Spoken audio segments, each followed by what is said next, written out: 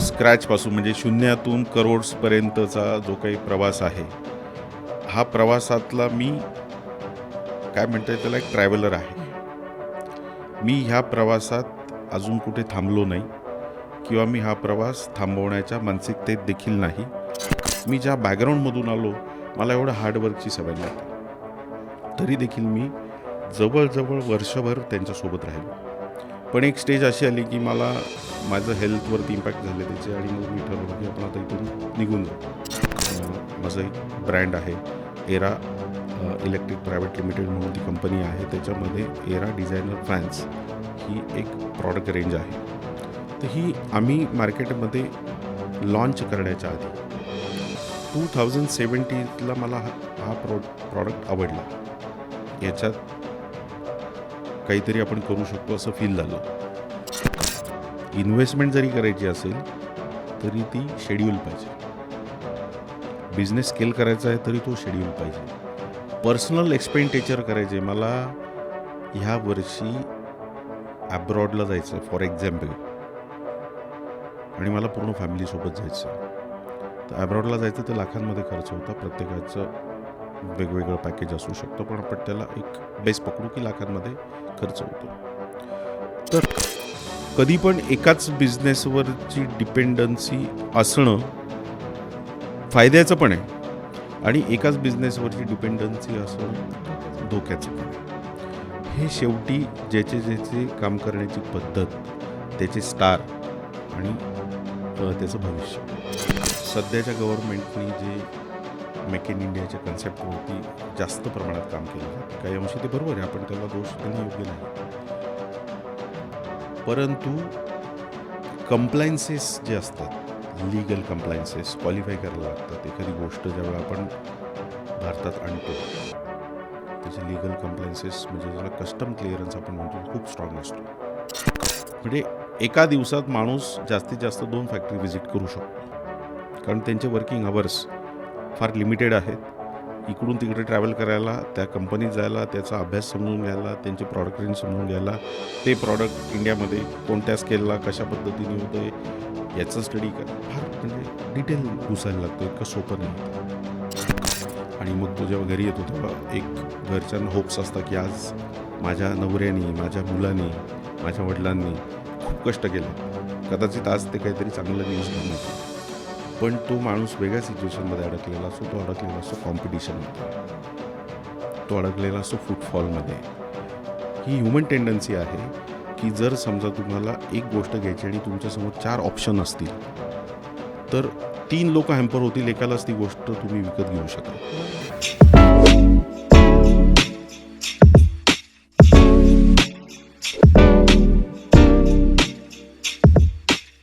नमस्कार मित्रांनो, स्वागत आहे तुमचं पुन्हा एकदा द लाइटनिंग स्टोअर बाय श्रीम इलेक्ट्रिकल्समध्ये. नाशिकसारख्या शहरातून देशापर्यंत एखादा बिझनेस किंवा ब्रँड पोहोचवणं वाटतं तेवढं सोपं नाही आहे. त्याच्यासाठी लागतो मोठा विचार, दृढ निश्चय आणि संकटांवर मात देणारी सवय. आज आपल्यासोबत अशीच एक खास व्यक्ती आहे ज्यांनी सुरुवात केली इलेक्ट्रिकल कॉन्ट्रॅक्टिंगपासून आणि आज त्यांचे मल्टिपल बिझनेसेस आहे. जास्त वेळ न घेता मी स्वागत करतो समीर मालपुरे सरांचं. स्वागत आहे सर तुमच्या चॅनलवर. धन्यवाद अभिलाषजी.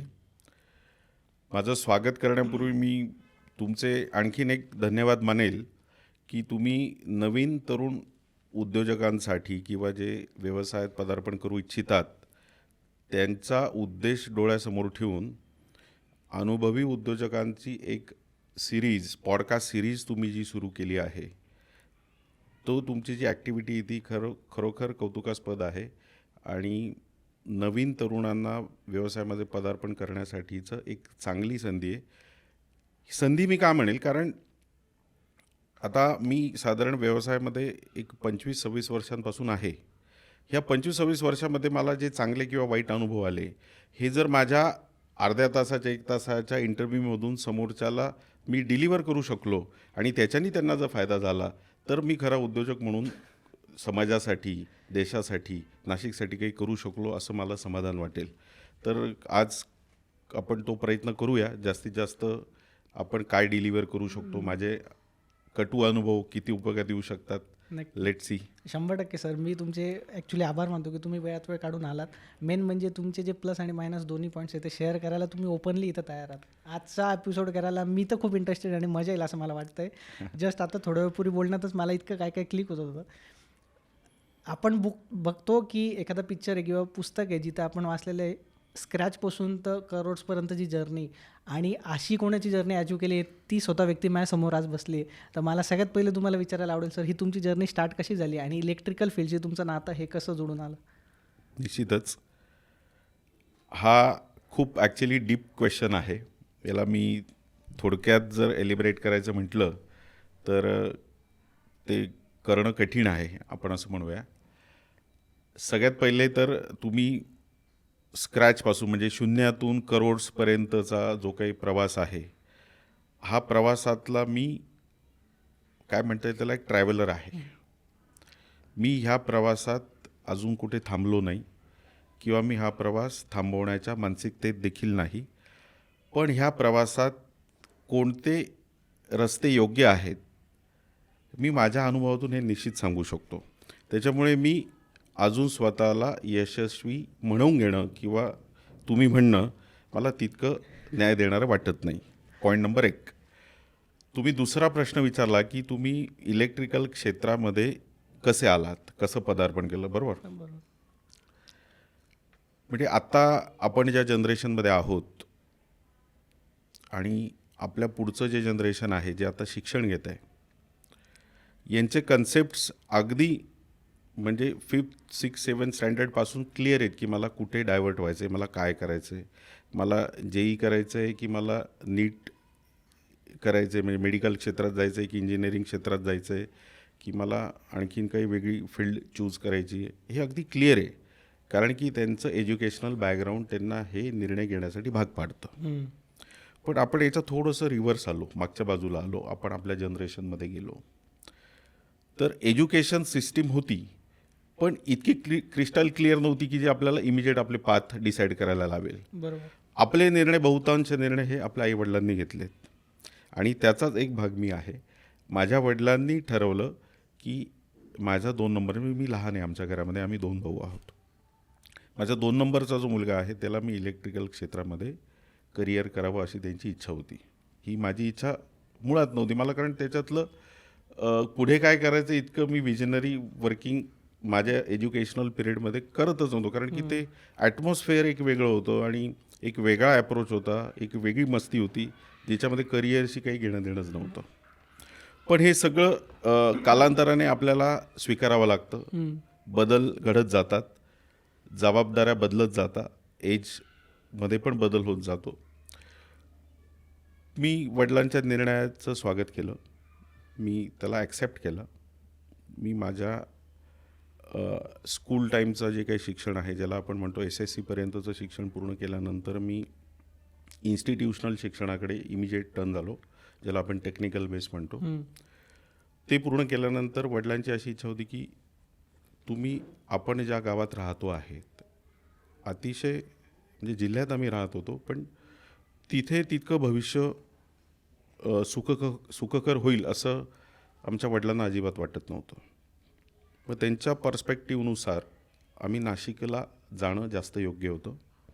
माझा मोठा भाऊ मुंबईला गेला त्याचं एज्युकेशन पूर्ण करून, मी नाशिकला आलो. आणि याच्यामध्ये वडिलांनी हा निर्णय का घेतला की मी इलेक्ट्रिकल क्षेत्रातच यावं. नाशिकला आमचे काका राहतात, आपण उत्तमनगर परिसरामध्ये जर गेलो तर तिथे त्यांचं जुनं घर होतं आणि त्या ठिकाणी आमच्या काकांच्या घराच्या बाजूला एक इलेक्ट्रिकल क्षेत्रातलं काम करणारं व्यक्तिमत्व होतं जे फार मोठ्या स्केलवर करायचे. तर आमच्या वडिलांचं आमच्या काकांकडे म्हणजे त्यांच्या मोठ्या भावाकडे जाणं अधूनमधून होतं. तर त्यांच्याकडे गेल्यानंतर अगदी हे जे इलेक्ट्रिकल क्षेत्रात काम करत होते आमच्या काकांच्या शेजारी, आम्ही त्यांना शेवाळे आप्पा म्हणायचो, तर त्यांच्याबरोबर त्यांनी बसल्यानंतर त्यांचा प्रवास ऐकला आणि प्रगती कशी झाली, कसं याच्यामध्ये भविष्य त्यांनी त्यांचं बघितलं आणि घडवलं. वडिलांना ते कुठेतरी पटलं आणि मग ते म्हटले की मला माझ्या लहान मुलाला देखील ह्या क्षेत्रात आणायचं. आता इलेक्ट्रिकलमध्ये वेगवेगळे व्हर्टिकल आहेत. कन्झ्युमर इलेक्ट्रिकल हा एक भाग झाला त्याच्यातला, इंडस्ट्रीयल इलेक्ट्रिकल हा एक भाग झाला.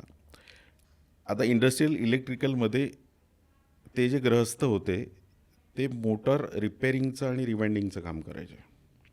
आता मोटर म्हटली की आपल्या डोळ्यासमोर नॉर्मली येतं पाण्याच्या मोटर, शिलाई मशीनच्या मोटर, त्याच्यानंतर वेगवेगळे छोटे मोठे इक्विपमेंट्स असतील त्याच्या मोटर्स आपण नॉर्मली त्या डोळ्यासमोर येतात. पण यांची जी मोटर होती जरा वेगळीच होती. इंडस्ट्रीयल मोटर ज्या असतात ज्याच्यामध्ये रोलिंग मिल्सला वापरल्या जाणाऱ्या मोटर असतात, ज्या म्हणजे आपण नॉर्मली 0.5 पासून तर 1000 HP पर्यंतच्या मोटर्स असतात. ओके. आता 100 HP पुढे गेल्यानंतर मोटरची साईज इतकी मोठी होत जाते की त्या मोटारमध्ये बसून माणूस काम करतो. बापरे. म्हणजे ज्या वेळेला मेटल स्टील मेल्ट होतं आणि त्याला एका प्रिसाईज साईजमध्ये टाकतात आणि तिकडून त्याचं स्टील बाहेर पडतं. ह्या प्रोसेसला ज्या स्पीडनी क्वालिफाय करायला लागतं त्याच्यासाठी तेवढे निश्चितच बॅकअप लागतात, तशा मोटर्स लागतात. आणि त्या मोटर्सचं काम ते गृहस्थ करत होते. अच्छा. आता मी मोटर एज्युकेशन मला बॅकग्राऊंड मिळालं, पण ते इतकं मोठं स्वरूपात असेल हे मला माहितीच नव्हतं. मी त्यांच्याबरोबर आलो, काकांकडे बराच काळ राहिलो. मग त्यांच्यासोबत आता याची गंमत काय होती की ही मोटर बंद पडली की प्रोडक्शन बंद पडायचं. एका कंपनीचं जर प्रोडक्शन बंद पडलं तर त्याचा इकॉनॉमिकल इम्पॅक्ट काय असतो होय त्यावेळी मला तितका माहिती नव्हता. पण सिस्टीम पूर्ण स्टॉप व्हायची, सगळे एम्प्लॉई बसून राहायचे. तर ह्या ग्रहस्थांना कंपनीची गाडी घ्यायला यायची आणि ते फार भारी वाटायचं. गाडी येते घ्यायला आणि मग आपण तिथे जायचं. गाडीने नेऊन सोडलं की तिथे जे काही 100, 200, 500 एम्प्लॉई असतील ते सगळे आपल्याकडे बघायचे की आता तुम्ही हे जोपर्यंत चालू करेल तोपर्यंत आम्हाला पुढचं काही काम नाही. आणि अजून भारी वाटायचं. पण जेव्हा तिथे जायचो त्या ज्या काय म्हणता येईल त्याला आपण भट्टी, हिटिंग भट्टी जी असते त्याच्यात ते जेव्हा मेटल मेल्ट होतं आणि तिथून जे काही टेम्परेचरला जवळ जाऊन आपल्याला काम करायला लागतं. पहिल्याच दिवशी एपिसोड वॉज हॉरिबल. म्हणजे मी माझ्या वडिलांना काही अंशी प्रश्न म्हणजे विचारावेत असं मला निर्माण झाली परिस्थिती की तुम्ही निश्चित माझं करिअर घडवायचं ठरवलं की मला करिअर संपवायचं ठरवलं. पण तो एक अनुभव होता माझ्याकडे. असं करत करत करत दिवस रात्र 24 तास परफॉर्मन्स ब्रेक नाही, अगदी खतरनाक सिच्युएशन. ते त्यांच्या अंगीकारणी लागलं होतं. त्यांना त्याची सवय होती. मी ज्या बॅकग्राऊंडमधून आलो मला एवढं हार्डवर्कची सवय नव्हती. तरी देखील मी जवळजवळ वर्षभर त्यांच्यासोबत राहिलो. पण एक स्टेज अशी आली की मला माझं हेल्थवरती इम्पॅक्ट झाले त्याचे आणि मग मी ठरवलं की आपण आता इथून निघून जाऊ. नाशिक आपल्यासाठी नाही, आपण आपल्या मूळ गावालाच काहीतरी ह्या क्षेत्रातलं वेगळं करूया. पण नियतीचा खेळ वेगळा होता. आमचे काकांचे जे चिरंजीव आहेत गिरीश मालपुरे, मोठे बंधू आम्ही त्यांना म्हणतो, त्यांनी मला परत नाशिकला येण्यासाठी भाग पाडलं. पण मग मी तिथे आल्यानंतर त्या ग्रहस्थांच्या दुकानातच थांबून काही दिवस दुकानदारी केली आणि मग तिथून मला एक अपॉर्च्युनिटी मिळाली. ती म्हणजे इलेक्ट्रिकल वायरिंगच्या संदर्भात अपॉर्च्युनिटी होती. ज्या आणखीन एक लहान काका आमच्या नाशिकमध्ये राहतात, त्यांनी घर घेतलं होतं एका बिल्डरकडे. पण त्यांचं घर पूर्ण तयार होतं, फक्त इलेक्ट्रिकलमुळे ते पेंडिंग होतं. मग बिल्डरने त्यांना सांगितलं की समजा तुमचं कोणी कॉन्टॅक्टमध्ये असेल तर तुम्ही तुमचं काम करून घ्या, मला काही हरकत राहणार नाही. मग काकांच्या लक्षात होतं की बा आपलाच घरातला मुलगा करतो, तर ते म्हटलं तू करशील का. म्हटलं, आणि माझा स्वभाव आहे, मी एखादं चॅलेंज आलं तर मी त्याला कधी टाळत नाही, नाही म्हणत नाही. आणि मी ते चॅलेंज स्वीकारलं. आणि मग तसा माझा अनुभव जे एज्युकेशन होतं हे डिफरंट काइंड ऑफ इलेक्ट्रिकल पार्टमधलं होतं. पण मग माझ्याकडे त्याचा खूप मोठा एक्सपिरियन्स नसल्यामुळे मी एक दुकानातला त्यांचा व्यक्ती माझा मित्र झाला होता की जो ह्या क्षेत्रामध्ये त्याचं नाव प्रावीण्य होतं. त्याला सोबत घेतलं. आम्ही दोघांनी मिळून मी स्वतः फील्डवरती 2 वर्ष काम केलं आहे मी ह्या कन्स्ट्रक्शन इलेक्ट्रिकलमध्ये. आणि पहिल्याच याच्यात मी हिट केलं. ते बिल्डर इम्प्रेस झाला. तो म्हटला, अरे माझे सगळे कामं अडकले, तू पुढचे करून दे प्लीज. पुढची कामं करायला घेतली आणि मग हळूहळू ह्या क्षेत्रात मला जी ग्रीप मिळाली तर मग मी त्याला आता ह्या स्टेजला आणून पोचलो आहे. म्हणजे हा प्रवास, तुम्ही जो प्रश्न विचारला की हे ठरवून केलं की प्रवासात सापडलं, ठरवलं तर होतं की इलेक्ट्रिकल क्षेत्रात करिअर करायचं, पण तो प्रवासात हा नवीन विषय मिळाला. साहजिक आहे. आता हे जसं विचार केला तसं इतकं सहजासहजी झालेलं नसावं. तर मग हा प्रवासात पुढे जाताना काय मोठे मोठे नेमकं तुमच्यासमोर संकट आले? संकट आपण मानले तर खूप आहेत. म्हणजे प्रत्येक दिवस हा आपल्याला एक नवीन चॅलेंज घेऊन येतो. काल आपण एक प्रॉब्लेम सॉल्व केलेला असतो आणि शांत झोपायला जातो. दुसऱ्या दिवशी व्यवसाय करताना नवीन चॅलेंजेस येतात. म्हणजे इन नंबर ऑफ, आणि ते सिच्युएशन वाईज बदलतात. म्हणजे आपण एकदमच इनिशियल स्टेजला असेल तर त्या स्टेजचे प्रॉब्लेम वेगळे आहेत. तुम्ही मीडियम स्टेजला असाल तर ते समस्या वेगळ्या आहेत. आणि तुम्ही एका सर्टन लेवलपर्यंत बिझनेसला आणून ठेवलं आहे, तिथेसुद्धा प्रॉब्लेम आहेत, पण ते वेगळे आहेत. तर आपण हा नवीन पदार्पण करणाऱ्या युवकांसाठी जर विचार केला तर आपण सुरुवातीच्या चॅलेंजेसवरती बोललेलं जास्त योग्य राहील. सुरुवातीचे चॅलेंज म्हणजे मी एक फील्ड चूज केली की मला आता याच्यात कम्फर्टेबल वाटतं आहे की मी आता हे काम करणार. इलेक्ट्रिकल क्षेत्रालाच हे अनुसरून आहे, बिलॉंग करतं आहे. मग हे काम घेतल्यानंतर त्याला मटेरियल असतं, त्याला लेबर्स असतात, त्याला बॅकअप असतो, त्याला कॅपिटल लागतं. मग आता हे कसं उभं करायचं, हे मोठं चॅलेंज असतं. त्याला एक ओळख लागते. कुठल्याही होलसेलरकडे आपण गेलो तर आपलं त्याच्याकडे आधी अकाउंट असेल तर तो आपल्याला माल देतो, नवीन अकाउंट असेल तर तो आपल्याला ॲडव्हान्स पेमेंट घेतल्यानंतर मटेरियल देतो. माझ्याकडे ओळखही नव्हती, माझ्याकडे पैसेही नव्हते, पण मटेरियल तर मला हवं होतं. पण माझा सुरुवातीपासूनचा एक बोलका स्वभाव, ज्याला आपण म्हणतो, असं सगळे रिकग्नाईज करता, मी स्वतः असं म्हणत नाही, पण मी लवकर लोकांना जवळ करतो असं वाटतं इतरांना. तर माझे ह्या ड्युरिंग द पिरियड आणखीन काही मित्र झाले सेम क्षेत्रातले. मग मी त्यांना सांगितलं की तुमचं तिथे अकाउंट आहे तर तुम्ही मला थोडा सपोर्ट करा. त्यांनी एक फोन केला, मला त्यांच्या क्रेडिटवर मटेरियल मिळालं. म्हणजे मला परत हे, तुम्ही मला माझ्या जुन्या आठवणींमध्ये घेऊन गेला आहात खरं म्हणजे. तर त्यांनी मला सगळं मटेरियल वगैरे दिलं, मी ते एक्झिक्यूट केलं, तो प्रोजेक्ट फिनिश केला, सगळ्या गोष्टी केल्या. पण कालांतराने मी सिच्युएशन बदलली. जो व्यापारी किंवा होलसेलर आपण ज्याला म्हणतो, मला मटेरियल देण्यासाठी गॅरंटी मागत होता, थोड्या दिवसांनी मी परिस्थिती अशी बदलली की मी त्याला क्रेडिट मटेरियल द्यायला लागलो. हे इटसेल्फ, आणि हे काही मी ठरवून नाही केलं, परिस्थिती बदलत गेली. सिच्युएशन अशा काही क्रिएट झाल्या की मी काही कंपनीचं होलसेलचं काम घेतलं आणि त्या प्रॉडक्टमध्ये त्यांना इंटरेस्ट होता आणि ते माझ्याकडे असल्यामुळे मला त्यांना बट ऑब्वियस देणं होतं. पण मी त्यावेळेला त्यांना विदाऊट कंडिशन माल दिला. ती शेवटी आपली एक ह्युमन टेंडन्सी आहे. तर पहिले पैसे लागतात, दुसरी ओळख लागते, तिसरं प्रामाणिकपणा लागतो, चौथी जिद्द लागते इनिशियल स्टेजला. इथे कुठेतरी आपले तरुण कमी पडत आहेत आणि मग पुढे जाऊन त्यांना कॉम्प्लिकेशन्स येत आहेत. तर हे इनिशियल स्टेजचे प्रॉब्लेम आहे. बिझनेस करायचा असेल तर फक्त लागतं एक, म्हणजे ती आहे आयडिया. पैसे पण लागत नाही. तर मग हे कितपत प्रॅक्टिकली शक्य आहे किंवा कितपत ते योग्य आहे?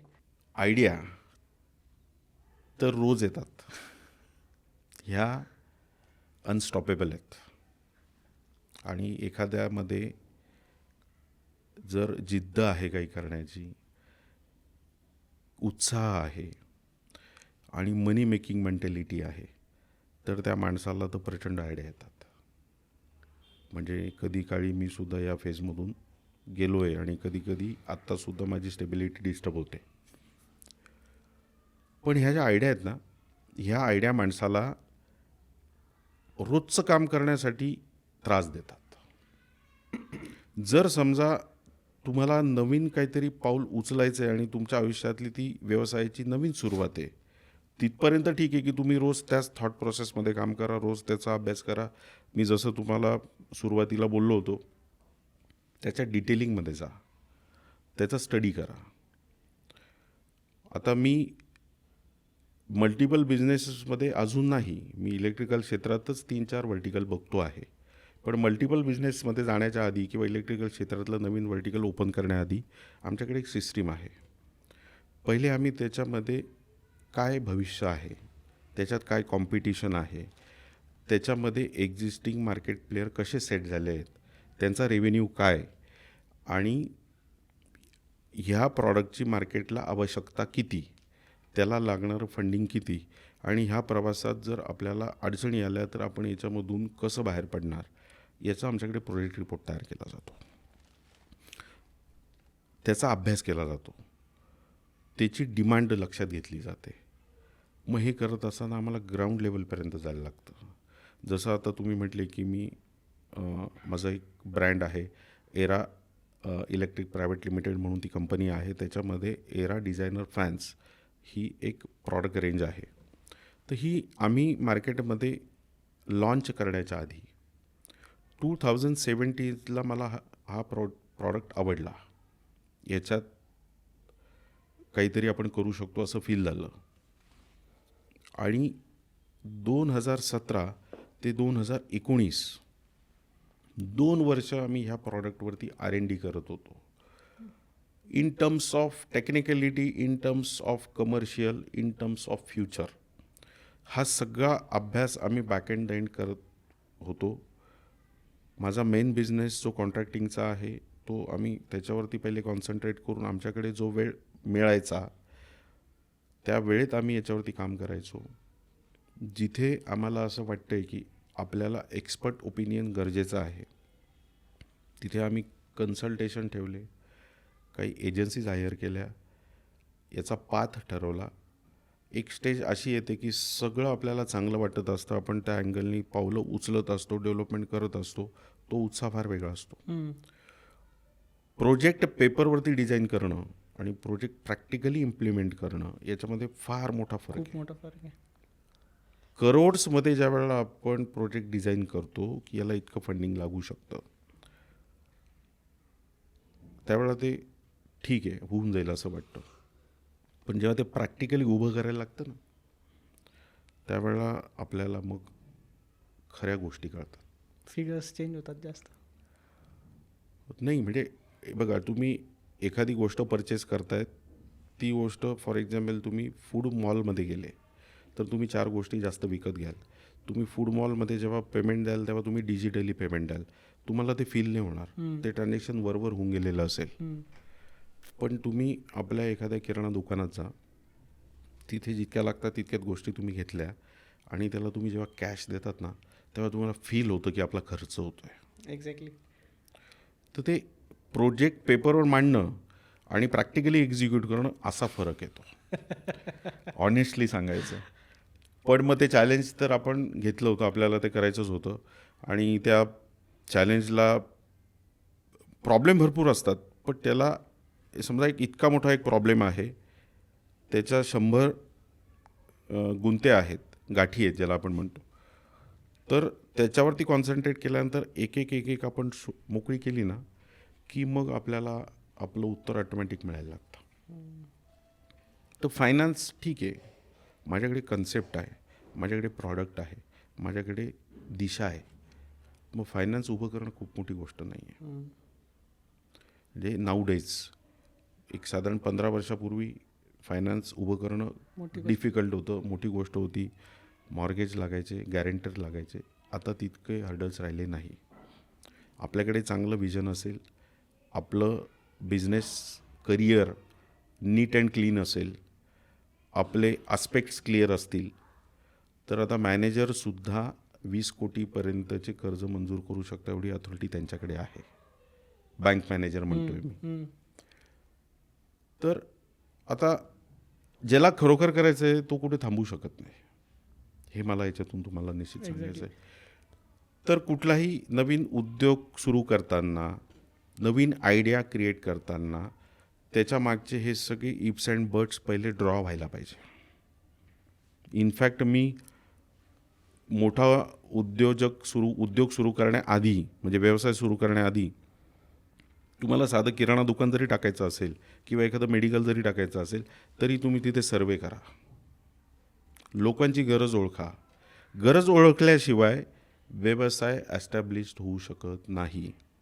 आता मेडिकल असेल, किराणा दुकान असेल, प्रत्येक बिल्डिंगमध्ये 1-1, 2-2, प्रत्येक बिल्डिंगमध्ये 1-1, 2-2 आणि मग काय होतं कालांतराने तिथे जर रेंटेड असेल प्रॉपर्टी 25,000 रुपये रेंट मिनिमम चांगल्या एरियामध्ये आहे, कॅपिटल एक 15-20 लाख रुपये आणि तो जो काही काम करणारा उद्योजक आहे तो सकाळी 8 वाजेपासून रात्री 11 वाजेपर्यंत मेहनत करतो आणि मग तो जेव्हा घरी येतो तेव्हा एक घरच्यांना होप्स असतात की आज माझ्या नवऱ्यानी, माझ्या मुलांनी, माझ्या वडिलांनी खूप कष्ट केलेत, कदाचित आज ते काहीतरी चांगलं न्यूज घेऊन येतील. पण तो माणूस वेगळ्या सिच्युएशनमध्ये अडकलेला असतो. तो अडकलेला असतो कॉम्पिटिशनमध्ये, तो अडकलेला असतो फुटफॉलमध्ये. ही ह्युमन टेंडन्सी आहे की जर समजा तुम्हाला एक गोष्ट घ्यायची आणि तुमच्यासमोर 4 ऑप्शन असतील तर 3 लोक हॅम्पर होतील, एकालाच ती गोष्ट तुम्ही विकत घेऊ शकाल. बरोबर. तर त्या हॅम्पर झालेल्या केसमध्ये रोज वेगवेगळे लोक असतात आणि मग तिथे त्यांचा पाठीचा कणा मोडतो, व्यवसायाचा सत्यानाश होतो, गुंतवलेले पैसे संपतात, भाडं भरायला पैसे राहत नाही, असे अनंत प्रॉब्लेम क्रिएट होतात.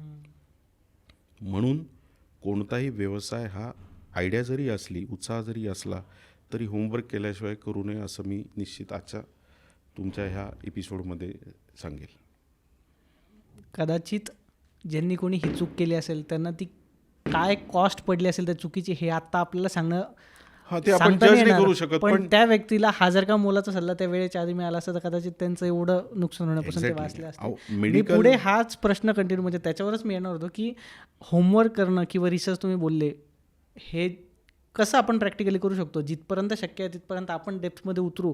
एका सर्टन लेवलला आपल्याकडे पण डेटा नाही आहे, जास्तीत जास्त प्रॅक्टिकली 4 लोकांना जाऊन भेटणार किंवा एखाद्या नेटवर कुठे काही सर्फिंग केल्यावर आपल्याला कोणत्या क्षेत्रात मी तुम्हाला हे सांगू, मला तुम्ही सांगा. मी आपलं तुम्हाला एक्झाम्पल आता तुम्ही इलेक्ट्रिकलचं केलं, आपण एक्झाम्पल इलेक्ट्रिकलचंच घेऊ.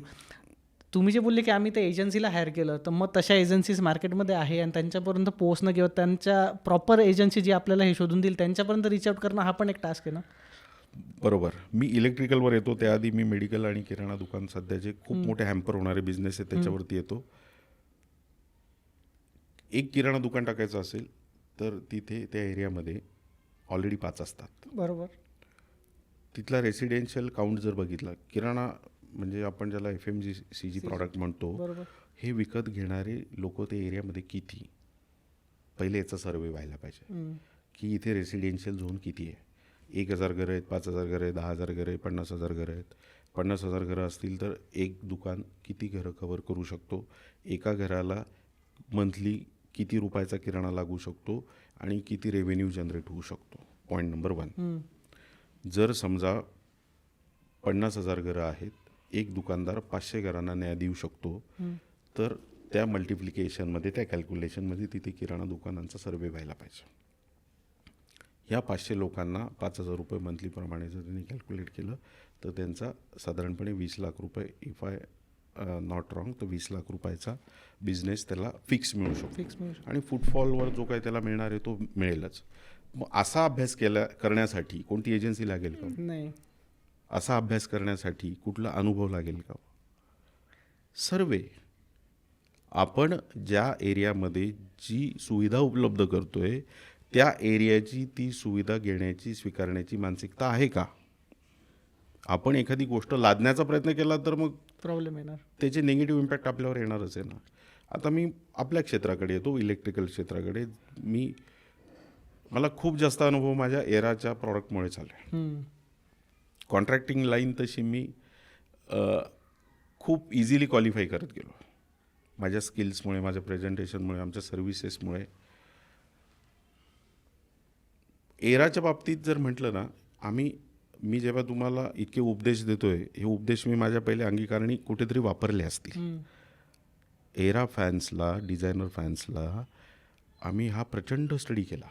2 वर्ष आम्ही स्टडी केला. मी जसं तुम्हाला म्हटलं थोड्यापूर्वी, इतका स्टडी केल्यानंतर सुद्धा एक थ्रेट आला कोविडचा, जो आमच्या प्रोजेक्टमध्ये कुठेच मेन्शन नव्हता. पण प्रॉब्लेम तर आलाच आहे. म्हणजे आपण एखादी गोष्ट ज्यावेळेला डिझाईन करतो त्यावेळेला त्याचे फाउंडर, को founder, directors, management team medical threat आपण कधीच पकडत नाही. समजा आता मी तुमच्याशी बोलतो आहे, मी एक कन्सेप्ट डिझाईन केली आहे आणि त्या कन्सेप्टला सेट व्हायला 5 वर्ष लागणार आहे, आपण असं अजम्पशन केलं. पण मी इथून गेलो बाहेर, माझा छोटा मोठा ॲक्सिडेंट झाला, पूर्ण प्रोजेक्टचे 3-13 झाले, तर हा थ्रेटसुद्धा आधी बघायला लागतो. जर मी 4 महिने ह्या प्रोजेक्टला वेळ देऊ शकलो नाही, 4 महिने मी जर बेडवर गेलो तर हा थांबला नाही पाहिजे, तर याचा प्लॅन बी काय, इथपर्यंतची तयारी पाहिजे. तेव्हा कुठे जाऊन आपण त्या प्रॉडक्टला, कस्टमर रिक्वायरमेंटला कुठेतरी न्याय द्यायला सुरुवात करतो. आणि मग असे अप अँड डाऊन्स ज्या वेळेला येतात त्यावेळेला आपण त्याच्यासाठी प्रिपेअर असतो. आपला मुख्य प्रॉब्लेम काय की आपण एखाद्या गोष्टीसाठी प्रिपेअर नाही आणि ती आपल्या अचानक आली ना, तर आपलं सध्याचं लिव्हिंग स्टँडर्ड म्हणा किंवा लाईफस्टाईल म्हणा किंवा फिटनेस म्हणा, तो ॲक्सेप्टच नाही करत.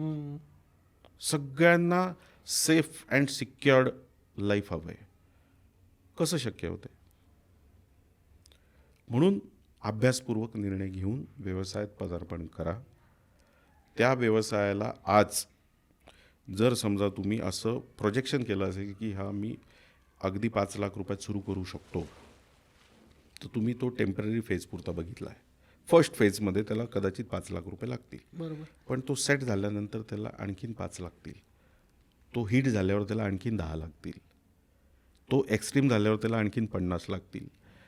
तर हे असं स्टेप बाय स्टेप पुढे सरकत गेल्यानंतर आपण हे उभे करू शकू का, याचं सुद्धा परसेप्शन आधी पाहिजे. मग आपल्याला फॉर एक्झाम्पल तो 10 करोडपर्यंत न्यायचा आहे, तर पूर्ण तिथली प्रोव्हिजन आत्तापासून पाहिजे झिरोला असताना का ॲटलिस्ट याच्या स्टेप्स असतात. आपण ज्या प्रश्नावरती चर्चा करतो गेल्या बऱ्याच वेळापासून, तर त्याला आपण कन्क्लूड करायचं जर म्हटलं तर एखाद्या बिझनेसला पूर्ण ग्रो होण्यासाठी किती पैसे लागतील हे आपण डे फर्स्टला डिझाईन नाही करू शकत, हे बरोबर. तितकंच सत्य आहे. पण त्याला आपण phase wise, level wise update करू शकतो.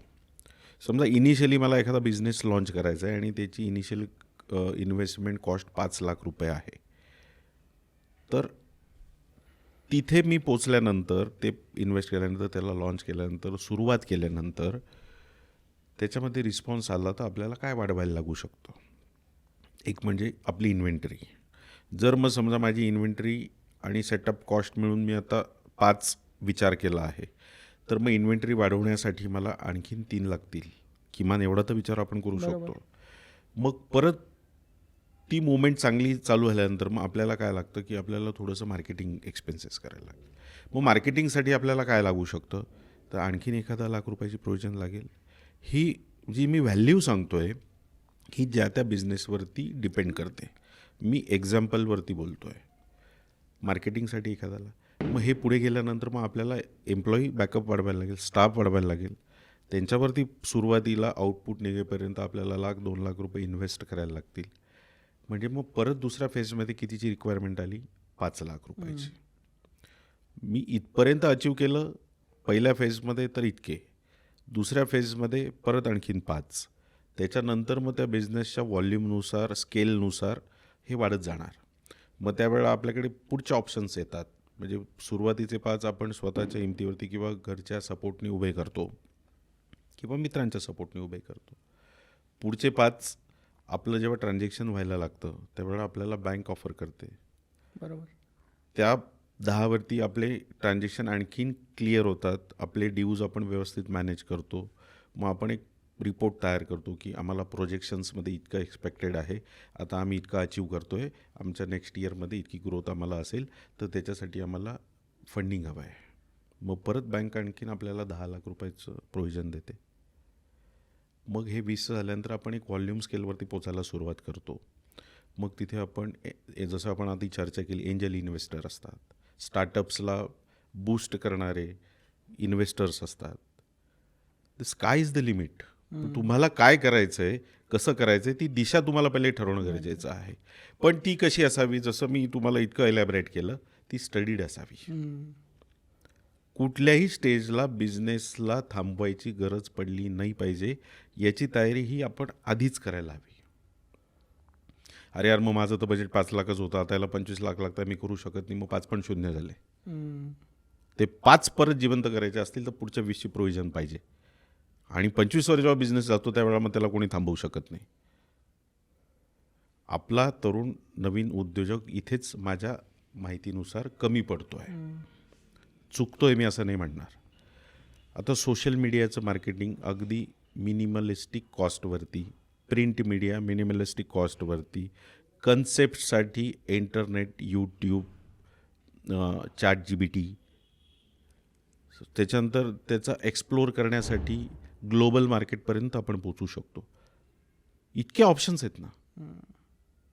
मग आपण तेवढ्याच जागेवरती विचार केला आणि तेवढाच विचार केला तर मग उद्योजक होण्यासाठी आपण परिपूर्ण नाहीच आहेत असा त्याचा अर्थ होतो.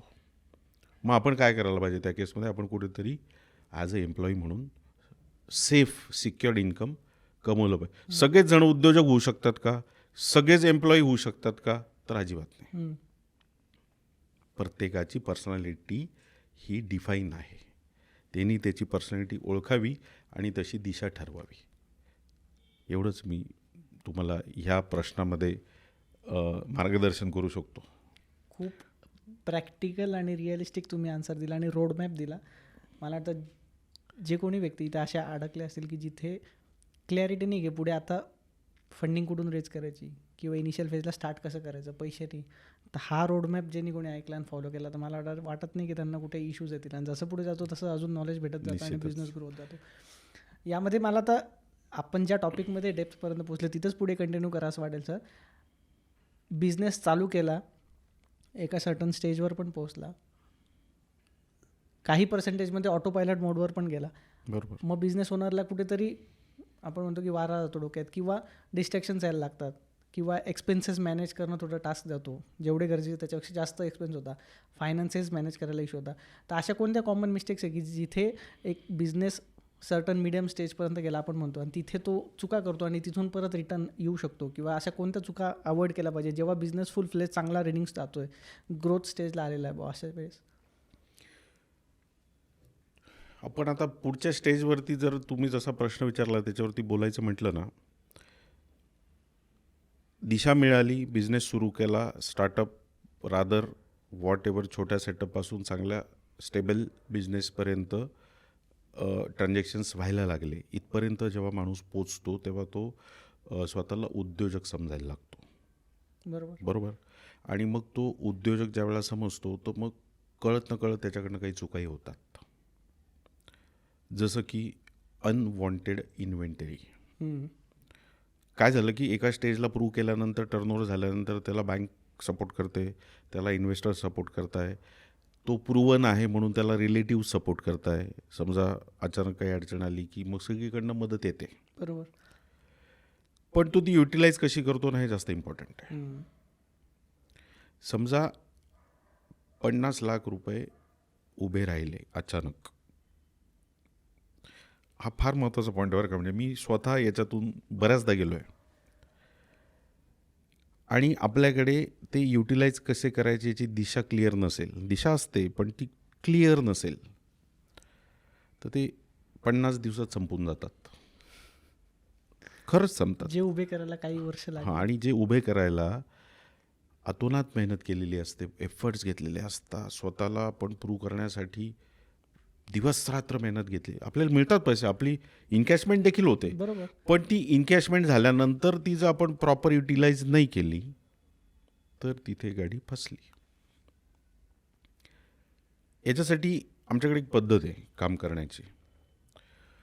जर समजा आम्ही नॉर्मली महिन्यातून एकदाच सगळ्यांच्या ड्यूज क्लिअर करतो, म्हणजे असे पूर्ण 30 दिवसभर आम्ही फायनान्स प्ले करत नाही. पण त्या दिवशी आम्ही जेव्हा पैसे देतो ना त्याचं प्लॅनिंग हे 1 तारखेला झालेलं असतं आणि आम्ही रिलीज करतो 15 तारखेला. आणि उरलेले 28 दिवस आम्ही आमचा कॅश फ्लो मॅनेज करत असतो. मग पैसे येण्याच्या आधी पैसे जाणार कुठे हे कन्सेप्ट आमचे क्लिअर आहेत. त्याचा बॉक्स आम्ही चुकू देत नाही. नाहीतर अनएक्सपेक्टेड ज्या वेळेला कॅश फ्लो येतो किंवा रिकव्हरी होते त्यावेळेला ते पैसे आपण झटक्यात संपवून टाकतो. हम्म. आणि त्या महिन्याला त्या दिवसाला आपल्याला त्याचा इम्पॅक्ट जाणवत नाही. त्याचा इम्पॅक्ट जाणवतो आपल्याला पुढच्या क्वार्टरमध्ये. हम्म. कारण आता तिकडून येणं तर काहीच नाही आहे. मग हे पैसे गेले कुठे? हे रॉंग बॉक्समध्ये गेले. इन्व्हेस्टमेंट जरी करायची असेल तरी ती शेड्यूल पाहिजे. बिझनेस स्केल करायचा आहे तरी तो शेड्यूल पाहिजे. पर्सनल एक्सपेंडिचर करायचे. मला ह्या वर्षी ॲब्रॉडला जायचं आहे फॉर एक्झाम्पल, आणि मला पूर्ण फॅमिलीसोबत जायचं आहे. तर ॲब्रॉडला जायचं तर लाखांमध्ये खर्च होता. प्रत्येकाचं वेगवेगळं पॅकेज असू शकतं, पण आपण त्याला एक बेस पकडू की लाखांमध्ये खर्च होतो. तर हा खर्च या वर्षी आपल्याला 5 लाख रुपये आहे. हे जर कुठेतरी नोंद केलेली असेल तर ते त्या बॉक्समध्ये हळूहळू पडायला सुरुवात होतं आणि मग एकदम बर्डन नाही आहेत. मला एखादा इव्हेंट करायचा आहे, आम्हाला एक्झिबिशन करायचं आहे, किती बजेट आहे? काढायला लागेल. बजेट काढलं 15 लाख रुपयाला. मग 15 लाख रुपयाचं सोर्स ऑफ फंडिंग काय? कारण हे तर एक्झिस्टिंग बिझनेसमधून नाही काढू शकत ना आपण. बरोबर. कर्ज काढून एक्झिबिशन करणं हे पण योग्य नाही.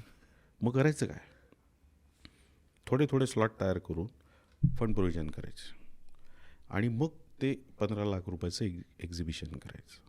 किंवा त्या फायनान्शियल इयरमध्ये त्याची आपण तरतूद केली का? सोशल मीडिया प्रमोशनसाठी मी यावर्षी 5 लाख रुपये प्रोव्हिजन ठेवली. उदाहरणार्थ सांगतो. एक्झिबिशनसाठी 15 लाखाची प्रोव्हिजन ठेवली. पर्सनल रिक्वायरमेंट फुलफिल करण्यासाठी काही अमाऊंट आपण वर्कआउट केली. तर मग हे रेग्युलर कॅश फ्लोमध्ये कसे बसवायचे?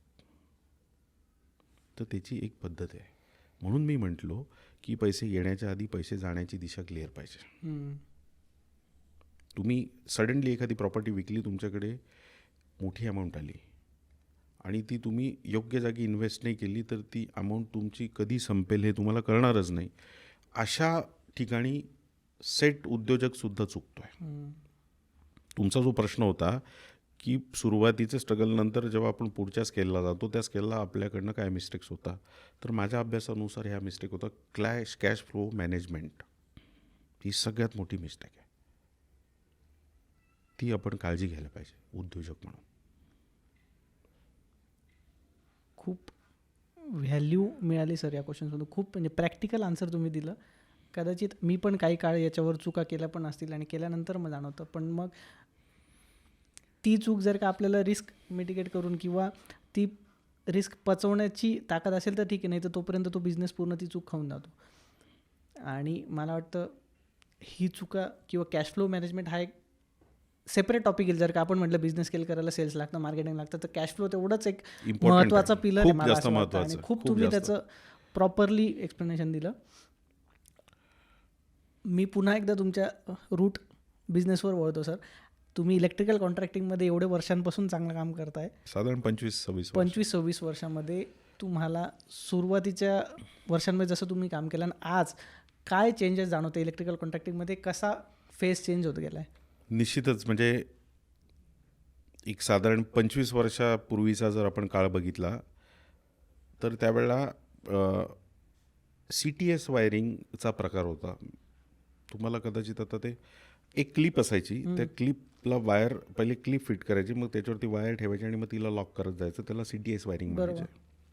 त्याच्यानंतर ट्रेंड आला केसिंग कॅपिंग वायरिंगचा. म्हणजे एक बॉक्स पट्टी येते, पहिले पट्टी फिट होते, त्याच्यानंतर त्याच्यात वायर दाबली जाते, त्याच्यानंतर त्याला लॉक केलं जातं, त्याला आपण केसिंग कॅपिंग वायरिंग म्हणतो, म्हणजे सरफेस वायरिंग. त्याच्यानंतर ट्रेंड आला सेमी कन्सिल्ड. स्लॅबला सगळं सरफेस, वॉल सगळ्या कन्सिल्ड. त्याच्यानंतर मग ट्रेंड आला पूर्ण कन्सिल्ड. त्याच्यानंतर आता ट्रेंड आला मायवनचा. वॉलला पण स्लॅब प्रोव्हिजनला तुम्ही वर्किंग करा आणि सिलिंगला पण तुम्ही slab piping, conduiting, concealed, whatever. कसं असतं की प्रत्येक टेक्नॉलॉजी प्रूव्हन होण्यासाठी काही वर्ष जातात. बरोबर. ती एकदा प्रूव्ह झाली की मग तिचं इम्प्लिमेंटेशन खूप इझी होतं आणि खूप वास्ट होतं. त्यातला हा प्रकार आहे. आणि आता मायवन सोबत एक आणखीन टेक्नॉलॉजी पुढे सरकली आहे, ती म्हणजे ऑटोमेशन इलेक्ट्रिकल इंडस्ट्री. एका क्लिकवर तुम्ही तुमचा कुठेही असाल तर तुमचा घरचा AC असेल, रेफ्रिजरेटर असेल, लाईट्स असेल, फॅन असेल, ऑन ऑफ करू शकता. याची प्रॅक्टिकल नीड किती आहे हा नंतरचा भाग आहे. पण आता पण तुम्ही करू शकता. टेक्नॉलॉजी खूप पुढे सरकते. आणि माझ्या मध्यंतरीच्या वाचण्यात एक गोष्ट आली, फिनलँडनी आता अशी एक इलेक्ट्रिकल टेक्नॉलॉजी शोधली आहे की जी वायरिंगलेस आहे. एअरमधून इलेक्ट्रिसिटी जनरेट होईल. हो, मी पण ऐकलं. म्हणजे हे जर खरंच शक्य झालं तर इलेक्ट्रिकल इंडस्ट्री कुठल्या गोष्टीत मागे राहील असं मला वाटत नाही. बरोबर ना. तर होप सो ते पण व्हावं. त्याची टेक्निक्स वेगळ्या असतील, त्याचं परत एक बिझनेस ऑपॉर्च्युनिटीज वेगळ्या असतील. पुढच्या येणाऱ्या जनरेशनला त्याचा खूप जास्त उपयोग होईल. 100%. आपण होप करू शकतो की अशी खरंच काही टेक्नॉलॉजी आली पाहिजे. मग परत असा प्रश्न उभा राहील की जर समजा हवेतूनच इलेक्ट्रिसिटी जनरेट होते तर मग टेक्निशियनचं काय काम आहे. बट ऑब्वियस त्याच्यामागे पण काही सायंटिफिकली इक्विपमेंट्स असतील जे आपल्याला रडार सिस्टीमवरून असेल किंवा अल्ट्रासॉनिक साऊंड सिस्टीममधून आपल्याला काही मिळू शकतात का. मग त्या कंपन्या, त्या एजन्सीज, त्या टेक्निकल गोष्टी पुढे इम्प्रूव्ह होतील असं मला याच्यातून वाटतं. थांबणार काहीच नाही. फक्त तेव्हा आपल्याला स्किल्स अपग्रेड करणं गरजेचं स्किल आहे. ऑब्जेक्ट जे अगदी अगदी खरं. वर्षानुवर्ष होतच आलं आहे असं मला वाटतं. निश्चितच. या सगळ्या इलेक्ट्रिकल तुमच्या कॉन्ट्रॅक्टिंगच्या प्रवासातून एरा डिझायनर फॅन्सचा प्रवास कसा सुरू झाला मग? हां, मी आता जसं आपण आधीच्या चर्चेमध्ये एराबद्दल मी बोलत गेलो, तर सुरुवातीपासून काहीतरी व्हॅल्यू ॲडेड करावं हा स्वभाव आहे. म्हणजे एखादी गोष्ट करायची असेल ना तर त्याच्यात आणखीन काय, आणखीन काय, आणखीन काय असं करत करत करत त्याच्यात काहीतरी मग सापडतं. आणि मग कधी पण एकाच बिझनेसवरची डिपेंडन्सी असणं फायद्याचं पण आहे आणि एकाच बिझनेसवरची डिपेंडन्सी असणं धोक्याचं पण आहे. हे शेवटी ज्याचे ज्याचे काम करण्याची पद्धत, त्याचे स्टार आणि त्याचं भविष्य, जो जिथे बघतो त्याला जिथे कम्फर्ट मिळतो मग तो ते करत असतो. तसं मला आणखीन काहीतरी करावं असं वाटलं. योगायोगाने माझ्या जोडीला आमचे एक को फाउंडर आहेत मिस्टर विवेक वाणी म्हणून, ते माझ्या सोबतीला आले. 2 हातांचे 4 हात झाले. काहीतरी नवीन निर्माण करण्याची शक्ती त्यांच्या निमित्ताने मला आणखीन मिळाली.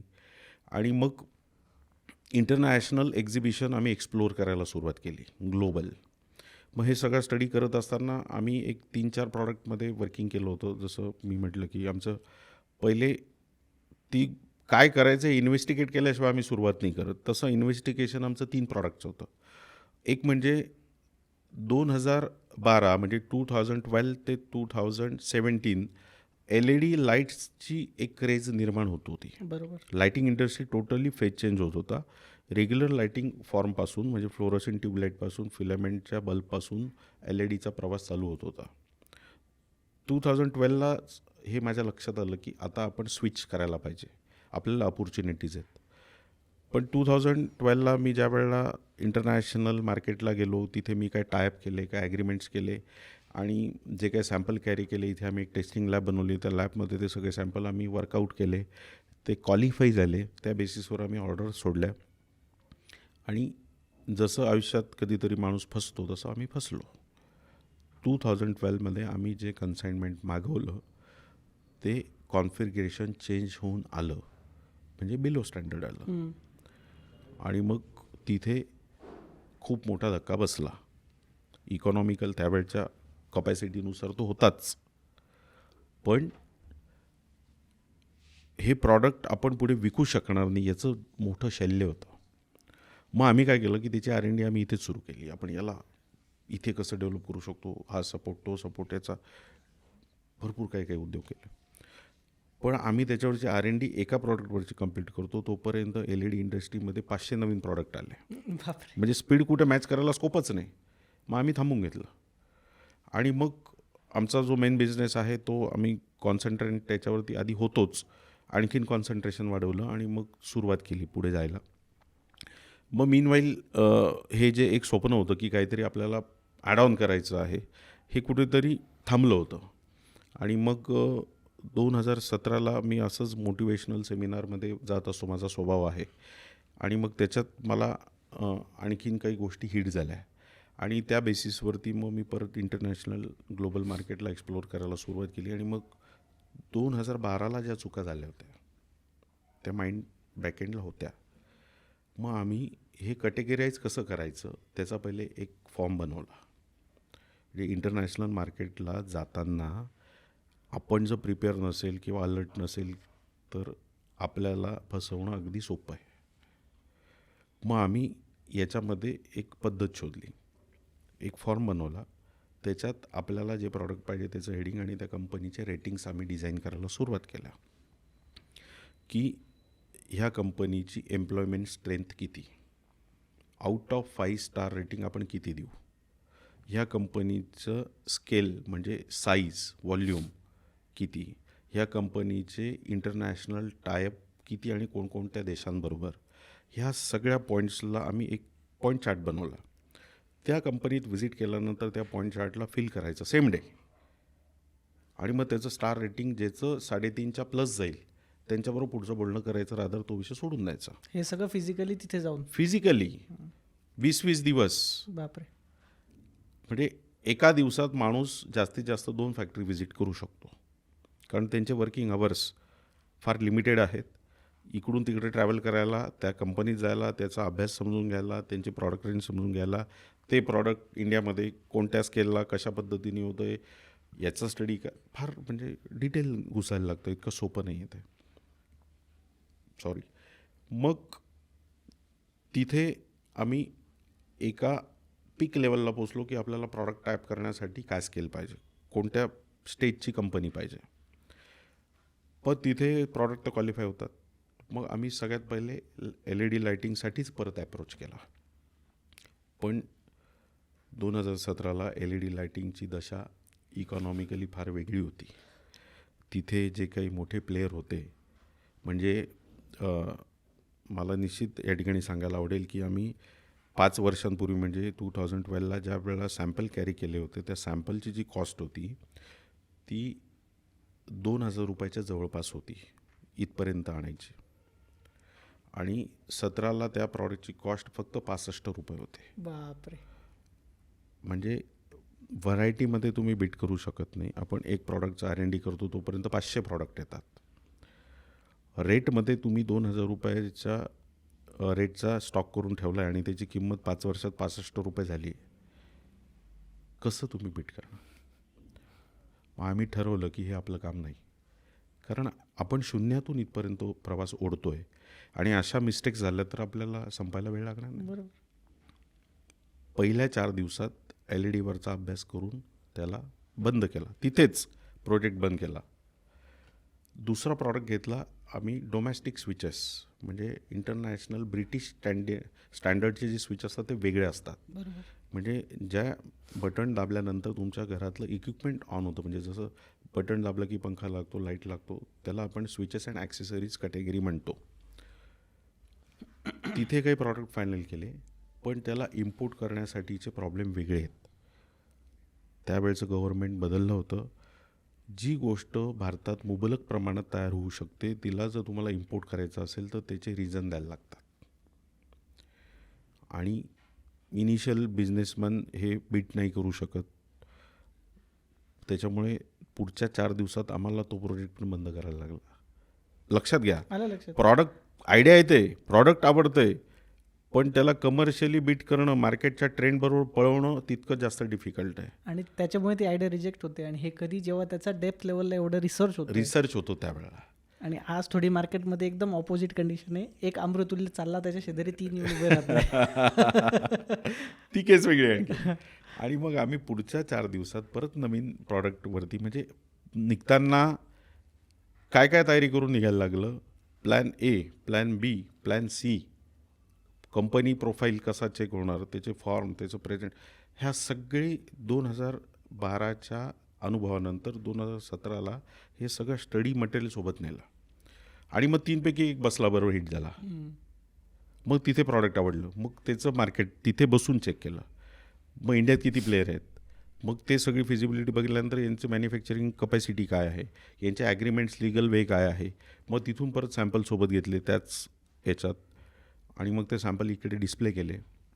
मग इथले एक्सपर्ट ओपिनियन की असं असं प्रॉडक्ट आणलं तर तुमचं याच्यावरती काय मत आहे, इथले डिझायनर, इथले त्याच्यातले तज्ज्ञ आणि मग सगळ्यांचं ओके ओके होत गेलं. मग पुढे काय होऊ शकतं हा सगळ्या गोष्टींचा अभ्यास करत करत मग आपण डिझायनर फॅन ह्या कन्सेप्टमध्ये यायचं हे लॉक झालं. आणि मग त्याला हा जो मी बेसिक स्टडी सांगतो आहे 2 वर्ष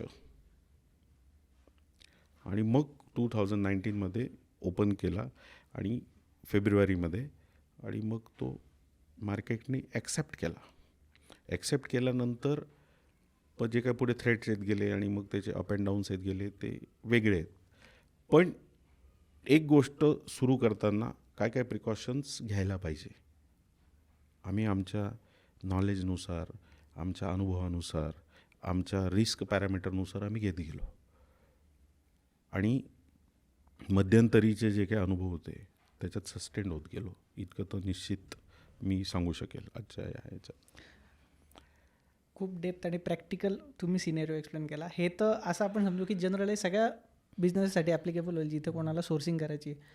पर्टिक्युलरली ज्यांना इम्पोर्ट बिझनेस करायचा आहे त्यांच्यासाठी कोणते चॅलेंजेस आहे की जे कदाचित त्यांनी त्या सर्कमस्टन्सेससाठी प्रिपेअर नसाल तर तो मोठं नुकसान किंवा ती आयडियाच तिथं शटडाऊन होऊ शकते. Now days it is very difficult. का असं? बिकॉज सध्याच्या गव्हर्नमेंटनी जे मेक इन इंडियाच्या कन्सेप्टवरती जास्त प्रमाणात काम केलं जाते. काही अंशी ते बरोबर आहे, आपण त्याला दोष देणं योग्य नाही. परंतु कंप्लायन्सेस जे असतात, लीगल कंप्लायन्सेस क्वालिफाय करायला लागतात. एखादी गोष्ट ज्यावेळेला आपण भारतात आणतो त्याची लीगल कंप्लायन्सेस म्हणजे ज्याला कस्टम क्लिअरन्स आपण म्हणतो तो खूप स्ट्रॉंग असतो.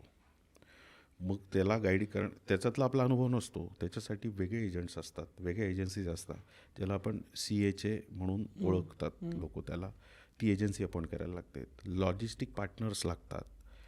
Risk bearing capacity, caring capacity लागते. मेन सगळ्यात हाच पॅरामीटर. म्हणजे मी गेलो, मला एखादी गोष्ट आवडली आणि मी ती इम्पोर्ट केली आणि मी लॉन्च केली, असं नाही. इतकं सोपं नाही. आता गव्हर्नमेंटनी BIS नावाचं स्टँडर्ड, ज्याला आपण ब्युरो ऑफ इंडियन स्टँडर्ड म्हणतो, ते सर्टिफाईड प्रॉडक्टच भारतात येऊ शकतं, दुसरं प्रॉडक्ट येऊ शकत नाही. ते सर्टिफिकेशन घेण्यासाठी जस्ट लाईक ISI मार्क इंडियात जसं मॅग्नेटरी आहे. एखाद्या प्रॉडक्टवरती जर ISI असेल तर आपण ते डोळे बंद करून घेतो, कारण की ते ISI नॉर्म्समध्ये त्या स्टँडर्डला बनवले गेले. बरोबर. तसा इंटरनॅशनलचा एक स्टँडर्ड आहे, त्याला आपण BI स्टँडर्ड म्हणतो. त्या स्टँडर्डचं प्रॉडक्ट बनवायचं असेल तर बिलो कॉस्ट ते बनत नाही. बिलो कॉस्ट बनत नाही, मग त्याच्यामध्ये कॉम्पिटिशन त्याच्या खाली जाऊ शकत नाही. आणि ते थांबवणं तितकंच गरजेचं होतं, जे गव्हर्नमेंटने ॲक्शन घेतली. पण मग आता याच्यात झालं काय की जे ग्लोबली अवेलेबल प्रॉडक्ट आहे ते मेक इन इंडियामध्ये बनत नाही. ते एक वेगळं चॅलेंज आहे. म्हणजे याच्यात खूप आहे. म्हणजे हे मी डिस्क्राईब करत गेलो होतो, आणखीन मला तुम्ही दिलेला वेळ पण कमी पडेल. तर इम्पोर्ट करणं सोपं नाही. त्याचा अभ्यास पूर्ण करायला पाहिजे. अभ्यास करताना त्याचे कंप्लायन्सेस क्वालिफाय करता आले पाहिजे. रिस्क बेअरिंग कपॅसिटी पाहिजे. जे कंटेनर आपण लोड करतो आहे त्या कंटेनरचे इन्शुरन्स आपण 100% घेतले पाहिजे. कंटेनरमधलं परचेस हे बिलिंगमध्ये पाहिजे. ह्या सगळ्या गोष्टी खूप गरजेच्या आहेत. रॉंग मटेरियल डिलिव्हर होऊ शकतं. एक कंटेनर जर तुमचं चुकीचं आलं तर तुमची इकॉनॉमिकल कंडिशन इमिजिएट चेंज करेल, जे तुम्ही विकूच शकत नाही. बरोबर. बिलो स्टँडर्ड आलं, कंप्लायन्सेस कंप्लीट नसतील तर ते परत आपल्या कस्टम क्लिअरन्समध्ये अडकलेलं असेल ते तुम्हाला ताब्यात मिळणार नाही. कस्टम अधिकाऱ्याला सगळं कंटेनर ओपन करून सील तोडून चेक करण्याचे अधिकार आहेत. त्याच्यामुळे तुम्ही एखादी गोष्ट मॅनेज करून आणू शकाल हे इतकं इझी नाही. त्याच्यामुळे इम्पोर्ट करण्याच्या आधी त्याचा पूर्ण अभ्यास करा, त्याचे कॉस्ट वर्कआउट करा, त्याच्या ड्युटीज बघा, त्याचे कंप्लायन्सेस बघा आणि मग ते इम्पोर्ट करा. आणि तिकडून डिस्पॅच होण्याच्या आधी क्वालिटी चेक झाल्याशिवाय तिकडून ते लोड होऊ देऊ नका. म्हणजे एक कंटेनर मी मटेरियल समजा लोड करायचं ठरवलं आहे किंवा त्याचं पेमेंटही दिलं आहे, तर साधारण 35 दिवसाची सायकल असते. त्यांना एक प्रॉडक्ट ऑर्डर केल्यानंतर आपल्याला ते बनवून देतात. 35 दिवसानंतर जे प्रॉडक्ट तयार झालं आहे त्याचा क्वालिटी चेक करण्यासाठी आपली एजन्सी रादर आपण गेलो पाहिजे आणि मग ते कंटेनर लोड होतं. तिथे पण प्रॉब्लेम संपत नाही. ड्युरिंग द लॉजिस्टिक समुद्रात वेगवेगळ्या प्रकारचे वादळं येतात ज्याला आपण टायफून म्हणतो. बरोबर. ते पाणी त्या कंटेनरमध्ये गेलं तर ते परत आपल्या प्रॉडक्टला हॅम्पर करतं. म्हणून त्याचा इन्शुरन्स पण पाहिजे. असा किस्सा काही झाला आहे तुमच्याबद्दल? निश्चित झाला आहे. मी एक कंटेनर भरून पूर्ण माझं जे काही ओपनिंगच्या वेळेचं मटेरियल होतं, म्हणजे मी ज्यावेळेला इथे नॅशनल डिस्प्ले सेंटर एराचं जेव्हा मी डिझाईन केलं आणि त्याचं ओपनिंग 8 दिवसावर आहे आणि माझं कंटेनर वेळेत आलं इथपर्यंत ठीक होतं. पण जेव्हा ते आम्ही ओपन केलं तर त्याच्यातून पाणी बाहेर यायला अरे लागलं बाप. आणि हे आम्हाला येईपर्यंत लक्षातच नाही आलं. तर पूर्ण जे काही कंटेनर भरलेलं होतं त्याच्यामध्ये 2 फुटापर्यंतचा पाण्याचा लेअर होता. त्याचं कारण असं की टायफून नावाचं जे वादळ आलं तेव्हा पाणी पूर्ण त्याचं काय म्हणतं रूपच बदलतं. तुम्ही किती सिक्युअर्ड सेफ झोनमध्ये पाण्यामध्ये मटेरियल ठेवू शकता, ते किती उंचीवर जाऊ शकतं किती.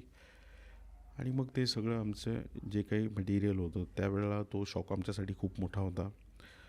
पण रिस्क घेण्याची जी सवय आहे, मग 2 फुटात जे काही नुकसान झालं होतं ते सगळं आम्ही साईडला ठेवलं आणि जे चांगलं आहे त्याच्यावरती आम्ही आमचं पूर्ण ओपनिंग जे काही सेरेमनी होती ती पूर्ण डिझाईन केली.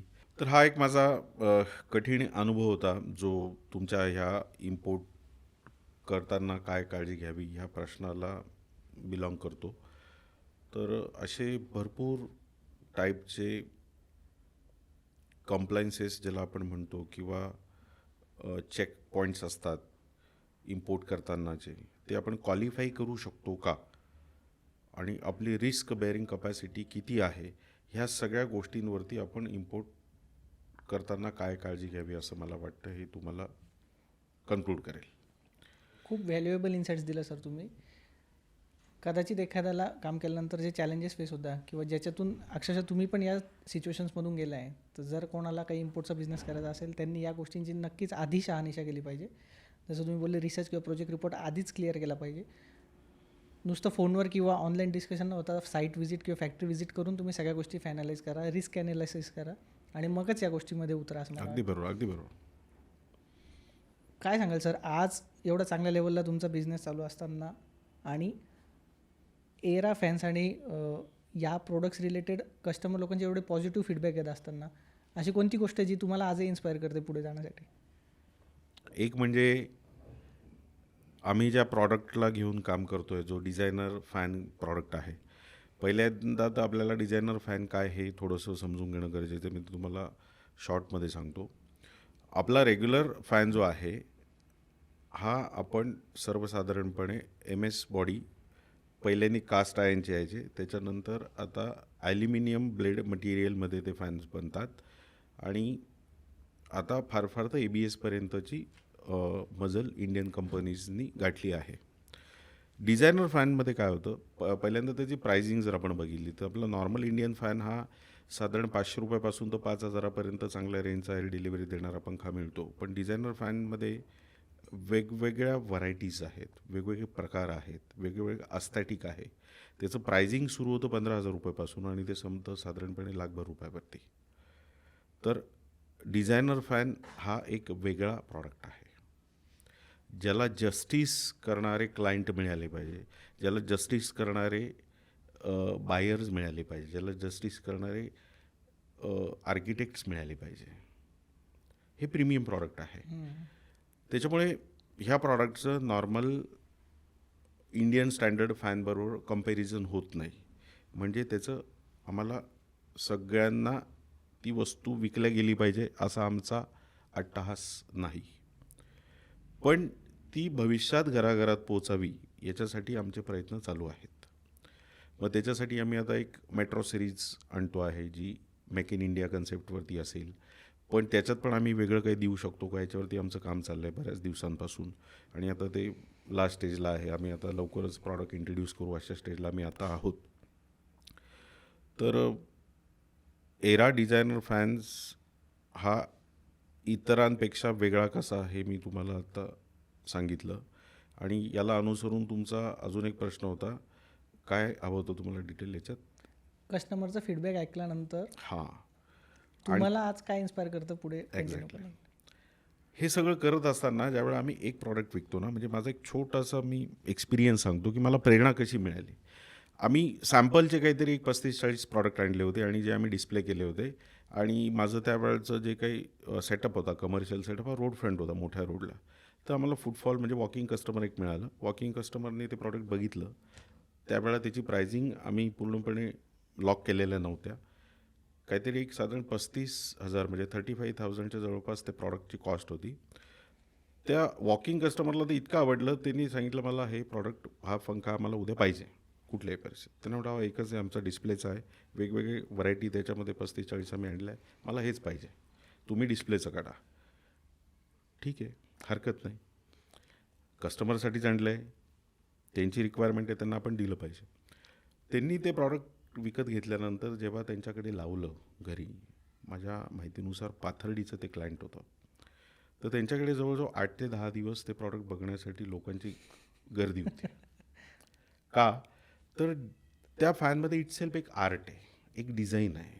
तो तुम्ही समजा तुमचा एक रूम आहे, त्या रूममध्ये तुम्ही इतर गोष्टींवरती खर्च मिनिमलिस्टिक केले आणि तुम्हाला सिलिंग डेकोरेट करायचं आहे, तर तुम्ही आमचं एक प्रॉडक्ट लावा, तो रूम बोलायला लागेल.